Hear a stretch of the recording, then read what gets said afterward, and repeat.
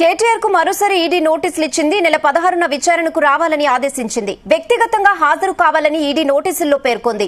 ఇవాళ ఈడీ విచారణకు హాజరు కావాల్సి ఉండగా హైకోర్టులో కేసున్నందున విచారణ తర్వాత హాజరవుతానని ఈడీకి లేఖ రాశారు. దీంతో ఈ నెల 16న విచారణకు రావాలని తెలిపింది ఈడీ.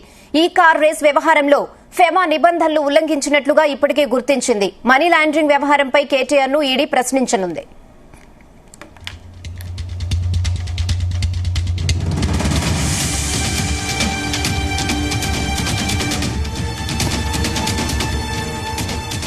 ఇదే విషయంపై మరిన్ని updates crime bureau chief Raviteja అందిస్తారు. Raviteja, BRS working president KTR కి రెండోసారి ఎన్ఫోర్స్మెంట్ డైరెక్టరేట్ అధికారులు నోటీసులు అందజేశారు.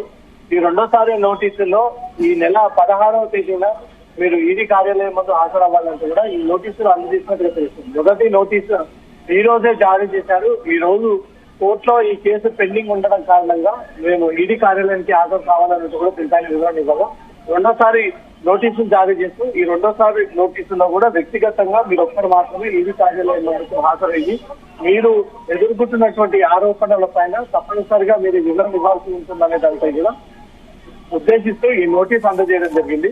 ఈ 16వ తేదీలోపు తాను కోర్టుని అప్రోచ్ అయ్యేటువంటి అవకాశం ఉంది.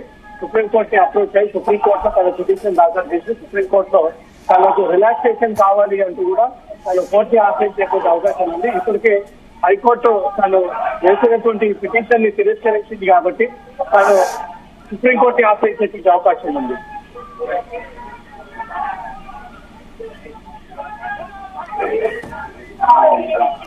అంటే ఏ క్షణంలోనైనా కేటీఆర్ అరెస్ట్ అవ్వచ్చు అనే వార్తలైతే వస్తున్నాయి. దీనిపై ఎలాంటి ఇన్ఫర్మేషన్ ఉంది?